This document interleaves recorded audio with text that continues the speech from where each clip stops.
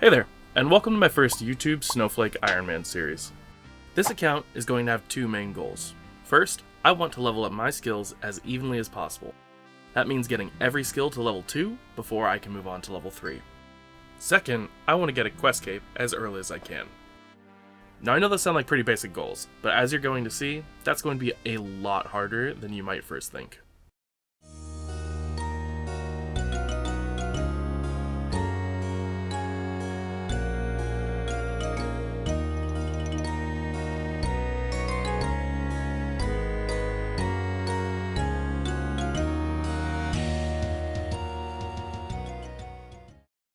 Welcome back. While I get through Tutorial Island, let's talk about the two obvious problems in the skills page, Herblore and hit points. Herblore is unique in that you can't actually gain experience in it at all without first completing the Druidic Ritual quest, which has a reward of 250 Herblore experience, which is enough to reach level 3 automatically. Because it's impossible to actually hit level 2 in it, I'm going to hold off on it until I start getting my level 3 skills and take care of it then. The other, and honestly much more challenging issue, is hit points. Every character in this game starts out with level 10 hit points. I'm going to be trying to stay as true to this challenge as I possibly can and not get a single level in hit points until all my combat stats are level 10 to match. This takes a tough challenge and makes it nearly impossible, and I might end up having to resort to some borderline psychotic methods to make it work, but we're gonna try. And that starts right here with these caged rats. There's a good chance you've never noticed it, but when you attack these Tutorial Island rats, you don't gain hit points XP. That means I can get the maximum amount of XP off them as long as I just don't kill any of them. That's fine, we lost a little potential XP there, but it's no big deal. The good news is, I can still do the same thing with ranged. Oh, you've gotta be All that's left is to become an iron and help this wizard assault a chicken.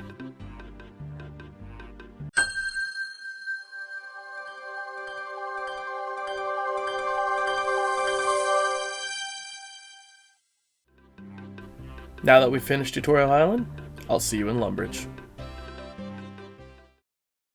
Here we go, welcome to Lumbridge. This is always the most exciting part of a new account to me, that feeling of whatever your first task as a real character is. Now, while I have some ideas of how I'm going to go about leveling this account, what I don't have is almost any experience as an Iron Man. So the first thing that goes through my head is I need to start stocking up on things that I can get for free. I grab my Iron Man armor, which makes us super tanky, nearly impossible to kill, and claim some runes. One big problem I'm going to face with this account is supplies that come from any sort of skilling.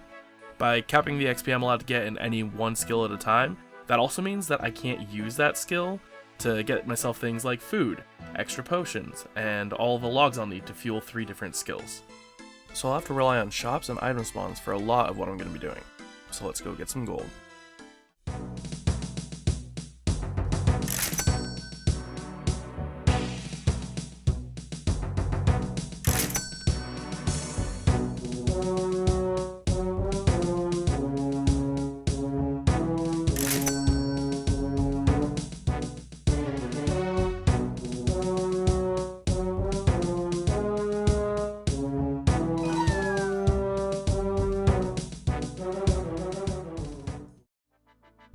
Alright, we're 4 minutes in, and everything is still level 1, so I think it's about time that we change that. Attack is first on our list, and thankfully, this is a really easy one for us. At least until I hit level 8. I have another idea for when we get to that point. Right here in the middle of a rock, next to Horvik's shop, are these target dummies that you can attack for pure attack experience. A little bit of spam clicking later, and there we go, our first level up on the account. While we're right here in Varrock, I want to quickly get Children of the Sun complete, so that I get access to Varlamore. There's a ton to do there, but mostly I want it so we have access to our best low-level moneymaker when we need it. This quest starts with us watching the arrival of a delegation of nobles from the distant kingdom of Varlamore, when we spot a very shifty-looking guard coming out of the palace. Let's go see what he's doing. We follow him to a secret base with no issues whatsoever, and find out his gang plans to infiltrate the Varrock guards. Bringing this information to the captain, he tells us to point out the fake guards.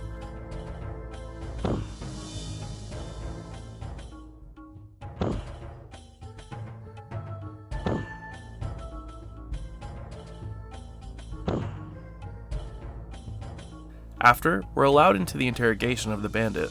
alongside Prince Itzla Arkan, where we find out that bandits had planned to kill Servius, the Varlamorian High Priest of Ralos, and that they were hired by someone in Varlamor itself. The prince thanks us for our help and invites us to his kingdom to continue the investigation there.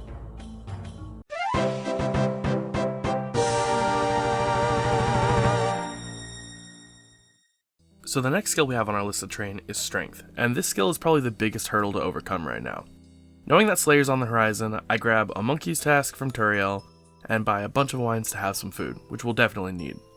I'm going to head over to the Hunter's Guild and start picking up a bunch of Eclipse Red wines to make some money while I explain exactly why Strength is going to be such a challenge. Now, there are a lot of different ways to gain Strength experience by itself, but almost none of them are accessible to me because I'm limited by my other skills. Here's some things I've thought of. Pushing through wheat in Piro Piro requires 17 Hunter, can't do it. The pumps at the blast furnace require 30 Strength, can't do it. Cages and doors in a player-owned house, the lowest level ones require 65 construction, and I can't visit other people's houses as an Iron Man. Sarcophagi and Pyramid Plunder, they require 21 Thieving and completion of the Gertrude's Cat quest to get there, which I can't even do until level 24 because of the cooking XP reward at the end. Operating the steam pump in Treble Brewing requires 40 cooking by itself and a huge list of requirements from the quests needed to get there. In short, Strength is a lot harder to train than it seems. That brings us to these outlaws sitting 10 feet away from the Grand Exchange, which may seem like a real failure of the Rock Guards to do their job, but for us, they're an ace up our sleeve when it comes to training our combat skills without hit points. Take a look what I mean. I just gained 1 Strength experience from fighting this guy. Why is that? There are some enemies in the game that have an experience multiplier attached to them. The majority give you more XP due to their high health or difficulty. Tormented Demons, for instance, give an additional 77.5% experience when fighting them. A few, however, like the Gemstone Crab boss, actually have a penalty on them. These outlaws in specific give a 97.5% reduction in experience.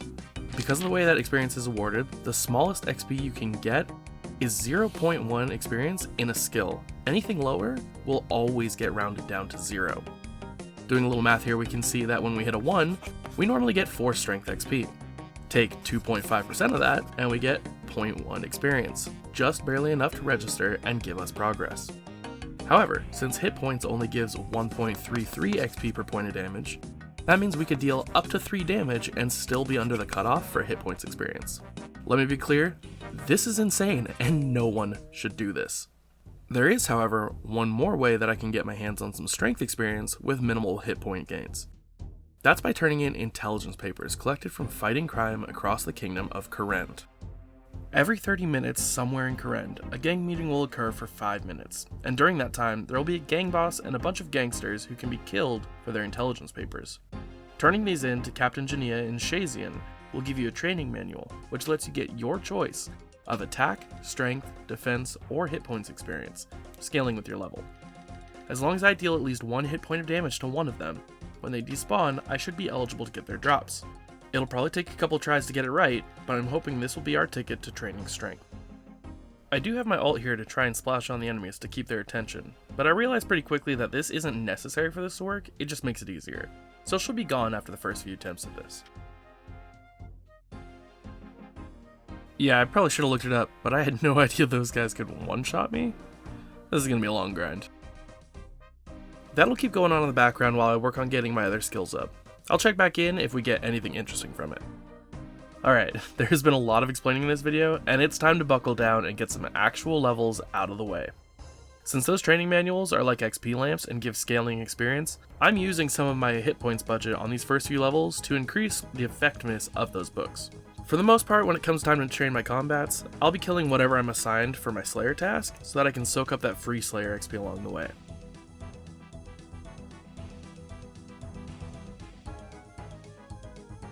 And with that monkey out of the way, we can finally cross level 2 strength off our list.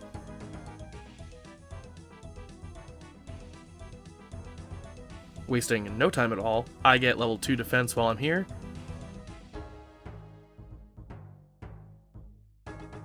and level 2 range shortly after. The ranged experience here, I do actually regret in hindsight. I used some of my hit point budget on it before I discovered another method which can give me pure ranged XP, which I'll be utilizing in the next episode. Especially with the early prayer levels, I don't need to do anything fancy. I can just come down to the Edgeville dungeon and pick up the free XP off the floor. And that'll be level 2 prayer. I'd like to spend my vacation at the library! We're here at the library to kill 2 birds with about 50 books. If you don't know what people do here, there are 3 nerds on the ground floor of this place who are allergic to walking. So they tell us to go find whatever book they want off the shelves somewhere in this maze, and in return, we can copy their homework for straight magic or runecrafting experience.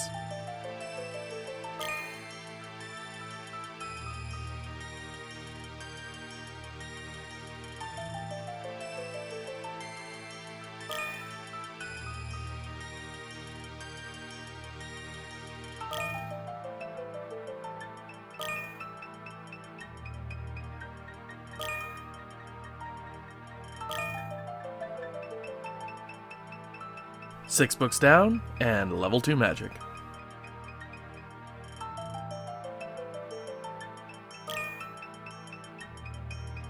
And would you look at that? Level 2 runecrafting. What would any good construction arc be on a snowflake iron without hopping and picking up a dumb amount of planks? What the hell? Why won't it let me in? Oh god, this is not my house, and I'm just here banging on their walls. Let me the fuck in! So, I actually live down there. So let's go to my house this time.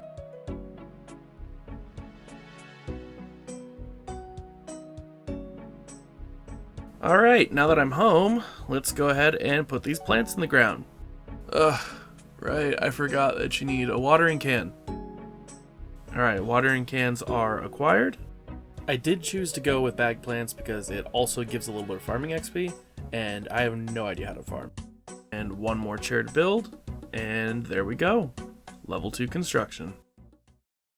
Agility is just one very quick lap of the Draenor course. And there's level 2. Luckily, there's a man right here in town, so I don't even need to go anywhere to get level 2 thieving as well.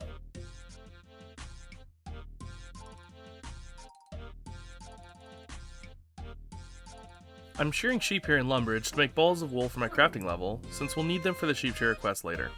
I can't turn it in just quite yet, but it should be a free level when I can. You know, I definitely thought I'd get at least 1 level from a full inventory of wool. And that'll be level 2 crafting. These logs on the top floor of Lumbridge Castle will be very useful to me until I get more methods open up to me for different skills. For now, I'm just going to fletch them all into arrow shafts that we can feather for more XP later on. Level 2 fletching, complete. Alright, that was a fun little break from explaining the insane workarounds I need to do to make this account work, but now we're standing in front of the elephant in the room and I can't ignore it anymore. How the hell am I going to be getting Slayer experience?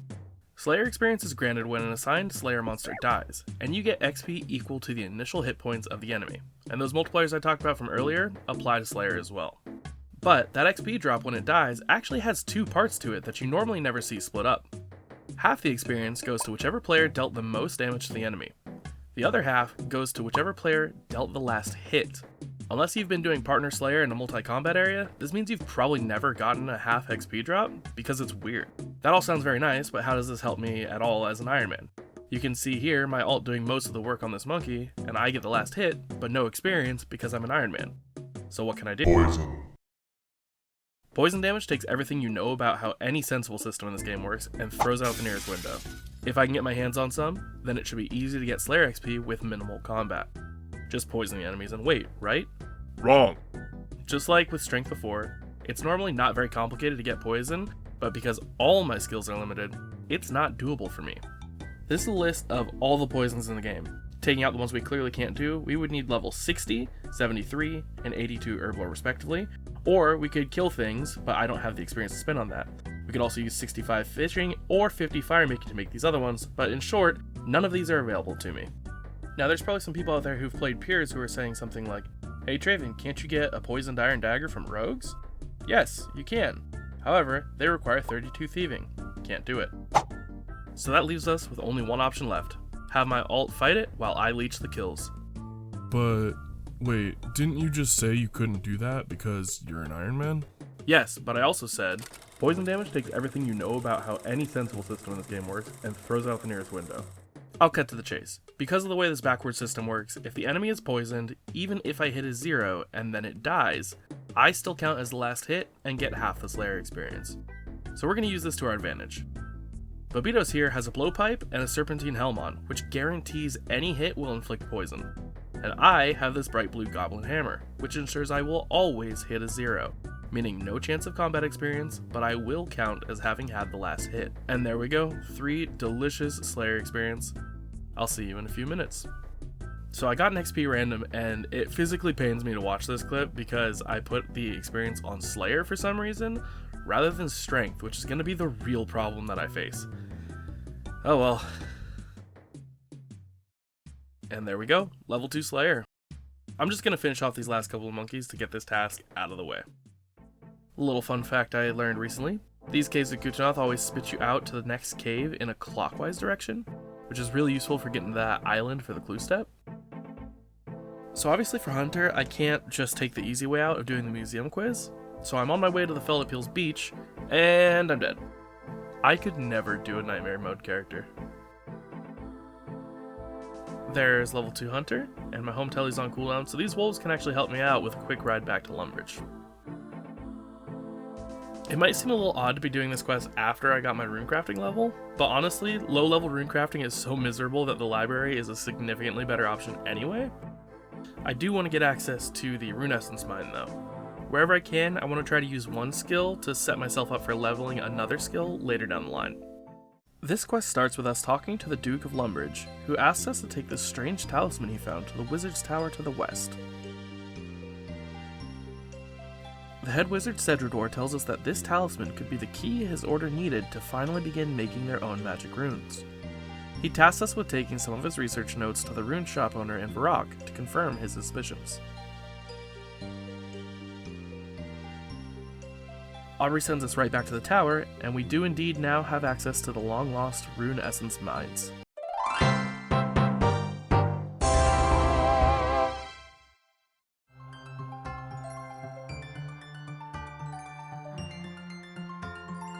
After a quick trip down to the essence mine, that's level 2 mining. I spent a few minutes with everyone's favorite bronze bar salesman, and definitely didn't forget to grab my 10 gold on the way back to Lumbridge. I'd like to turn these bronze bars into arrowheads for fletching later, but for now some axes and daggers will just have to do.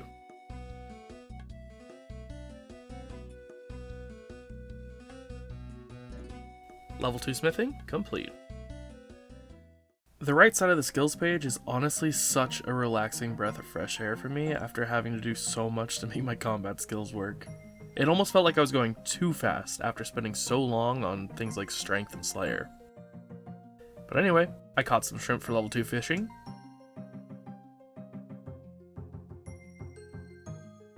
Used those logs upstairs again in Lumbridge to cook them for level 2 cooking. Lit those same logs a couple more times for level 2 fire making. Got one of those axes I made and went downstairs for level 2 wood cutting. And bought a rake from this leprechaun. Did you know that raking these weed patches give you farming experience?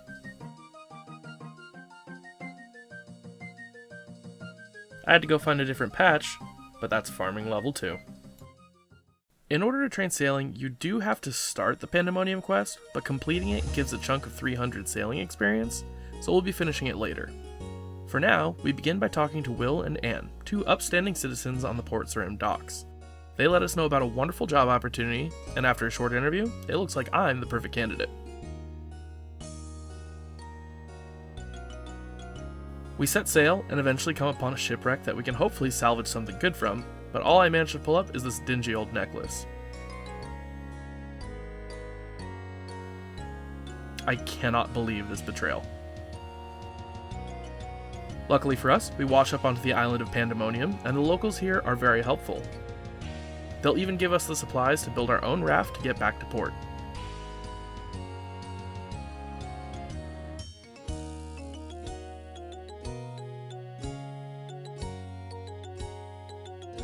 Does building this give construction experience? shit, I need to go see someone else doing this quest to check before I build this thing. Hi, and welcome to my guide. Today we're gonna be completing the quest, the Pandemonium. Okay, it looks like we are totally fine.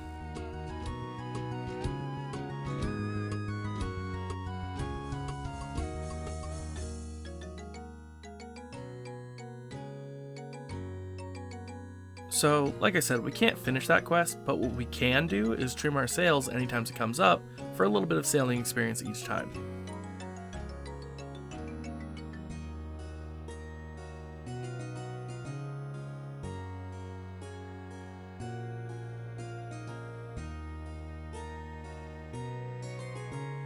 I saw this charting location, but even though you do get the book for it, it looks like you need to have the quest completed to actually unlock that feature.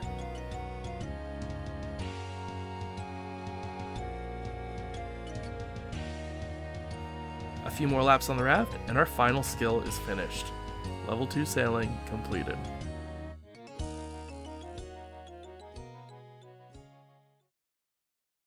Alright, that's it. That's the end of the video. If you made it this far, I want to say genuinely thank you so much for watching to the end of it. I have never made a YouTube video before, and this has been a humongous project, learning how to do all this editing and everything like that. There's probably a clip going on screen right now of my editing, so you can actually see what it looks like.